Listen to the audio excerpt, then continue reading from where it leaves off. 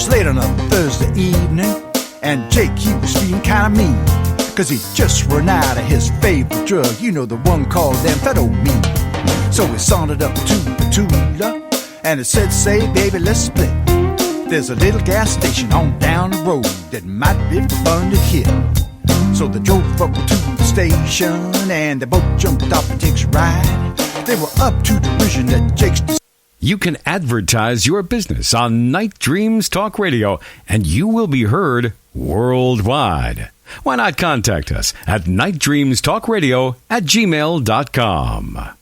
Night Dreams Talk Radio, After Dark, wants to give a big shout out to all the truckers that listen to our show.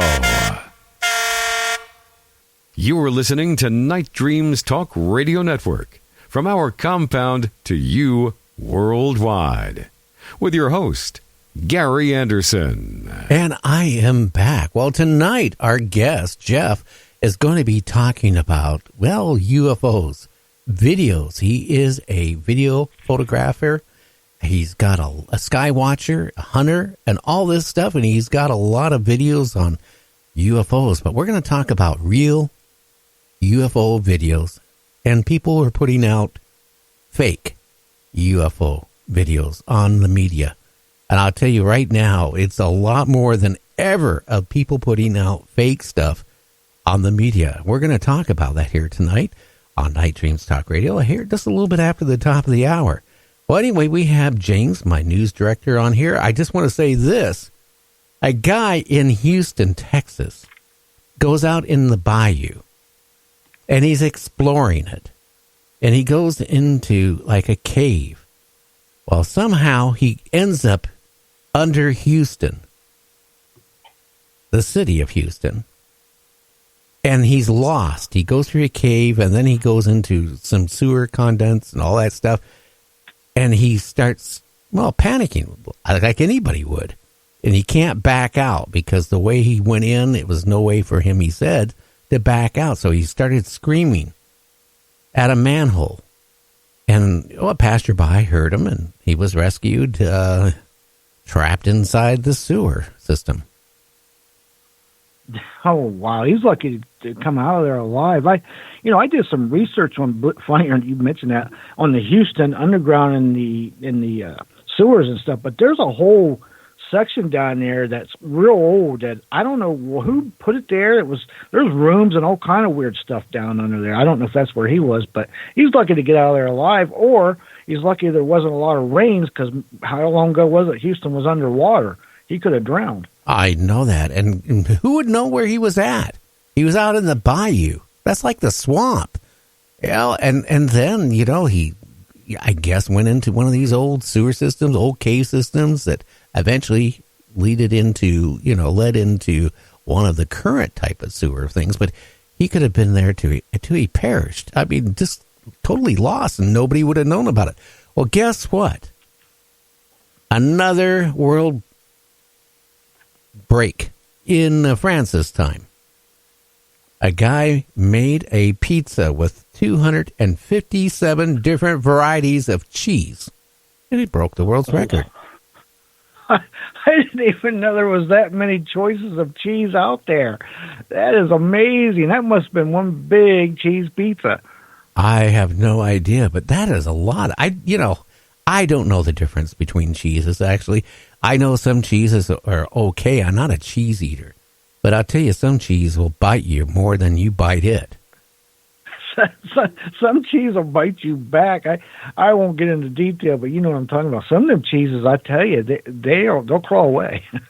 Could you imagine a woman 8 years ago sends a text message on her phone to her boyfriend, and she gets the reply 8 years later? That is amazing. 8 years. It's amazing she still got the same phone and the number for 8 years. Jeez, but 8 years later, that is bizarre. Well, you don't have to have the same phone as long as you have the same number. That's all you need. And then when you transfer phones, if you do everything right, all your messages are saved and then downloaded. That's how it works. At least how it did on my new phone here the other day. One thing I'm going to talk about: dying animals. for a minute, in which we've had a lot because we got a mini farm. And what a lot of people do is when their dog is at a certain age, maybe they can't hold their bowels anymore, or their bladder, or they're blind. They figure, okay, it's, I just can't take care of them anymore. They love their dogs a lot, or cats. So they take them into the vet to have them put down. And they're usually there while they give them the shot to put them to sleep. That's not the final thing. That's just to put them to sleep to make it easier so they could do the final thing.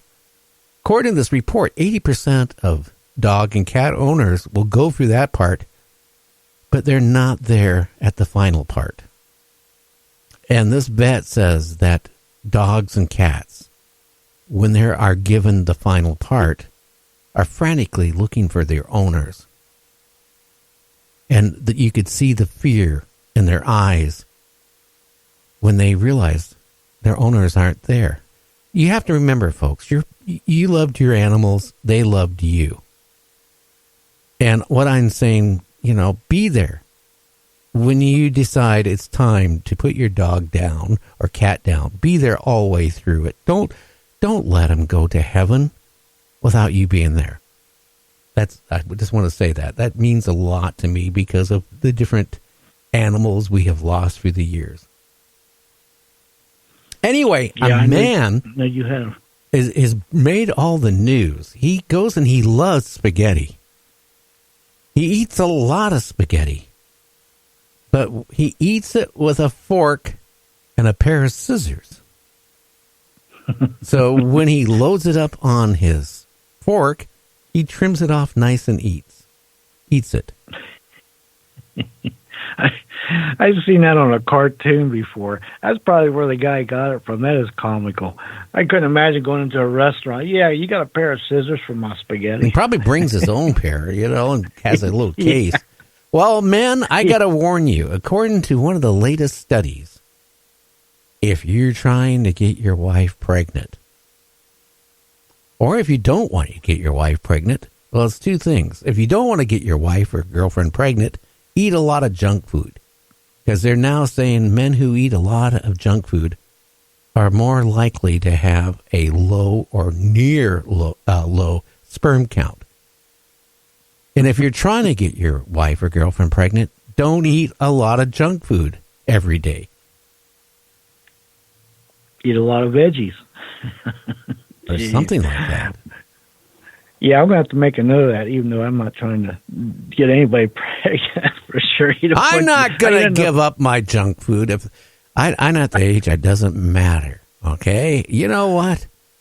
At a certain age, sex isn't as important as it is when you're 25 or 18 or 19, or as it is even at 50. When you start getting into your mid-60s, I mean, there's other things that it kind of, I hate to say it, you develop a friendship. And that friendship is a stronger bond than even sex. I mean, it's like eating steak every night. Could you imagine eating steak, top sirloin, every night for 20, 30, 40, 50 years? They get to the point you look at that steak and you go, I don't want any. Well, I guess that's the same way when you get a certain age with sex. I don't know.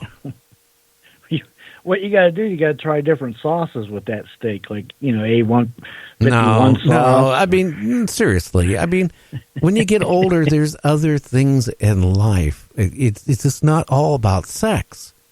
Okay? It's not. It's not mad passion and running off to, like a department store and coming home with lingerie to your wife. Hey, would you try it on? It's not that.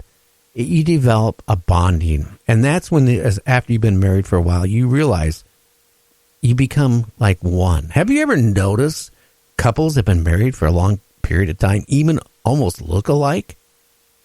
They dress alike and they talk alike. Seriously, check that out, James. That's your assignment. You'll see a lot of people have been married 30, 40, 50 years, all of a sudden start looking alike. Now, I have noticed they finished each other's sentences, and I'll tell you, when you speak about the look-alike, I have noticed a lot of people look a lot like their pets sometimes, too. Have you ever noticed that? I haven't seen anybody look like an iguana. No, I guess not. Jeez. Iguana. Yeah, well, unless they're married to... Well, I'm not going to say that. But anyway, I mean, tonight with our guests, we're going to be talking about UFOs. Now, he has captured a lot of good UFOs, but there's people out there that are putting out garbage on the media. And I'm sure you've noticed that, James. Oh, boy, have I ever. I tell you, you know, with me, with all the news and the research, between the fake videos of the cryptids and the UFOs, it's incredible. It seems like there's a mad rush of them. And I got to tell you, I cringe on YouTube because I swear YouTube is a breeding ground of fake videos anymore. No, it's gotten out of control. It's like every day you go on Facebook. I go on it to, you know, promote the show. I answer because I get a lot of people asking me questions through Messenger, through Facebook. So I respond to it, but I see all these videos every day, and I'm not talking one or two, of fake UFOs. And I don't know what they're trying to do, unless they're just trying to get popular for a few minutes to people realize and debunk it that it's fake. But there's a lot of it. Yes. I mean, there's been an influx of it within the last few weeks. I can validate that. Yes, there has. I don't know what's going on. I don't know if it's something in the water or just everybody's got more access to the internet now, and they just want to get their 5 minutes of fame with a video it's fake. There's so much of it out there. It's frustrating. It's frustrating because of all the people who got legit videos. You know, then it makes people think, well, the other 8 I've seen are fake. This is probably fake too, and it kind of hurts that a little bit. But I don't know what's going on with that, Gary. No, it's just a lot. And the reason why I brought that up, I got a phone call back from the Atomic, Commission, Regulatory Commission, whatever it does, that monitors, the nuclear industry. The radiation there in Nevada. And yeah, stuff. and that's what they called back. And they said, quote unquote, it's an ongoing investigation for radiation all around the hillsides and the mountains of Las Vegas. And yes, they have special helicopters that are going out. This is what I was told. And it takes usually a couple minutes on each site. So they'll hover over a spot. Whatever they do, the lady didn't elaborate because I don't think she can, but they take readings. Okay? Because you have to realize that one time all around Las Vegas, what were they doing? The military was blowing up atomic weapons to see what would happen. And that stuff would spread. And they want to see, and they're monitoring how far it has spread and if it's continuing to spread at this point. So what I gathered after talking to the lady, that this is an ongoing thing. Okay, numerous times a month. Now, because it's a big area to cover.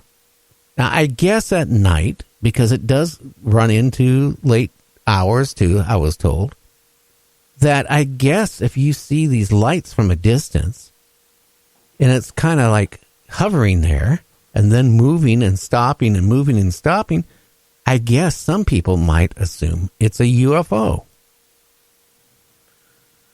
Yeah, I guess so. And, again, I know what you're saying is true because I did some research too, and they do that. And how many years have they been testing nuclear out there near Vegas?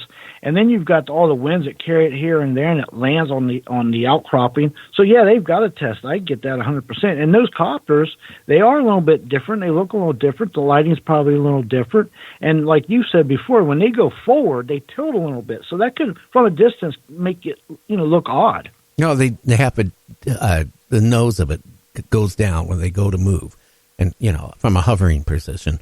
But here's the thing: the nuclear weapons were detonated around there in the late 40s, 50s, all through the 50s, into the 60s, and part of the 70s. So, and there was massive amount through the years that was detonated, both above ground and underground. So they are checking, possibly even for what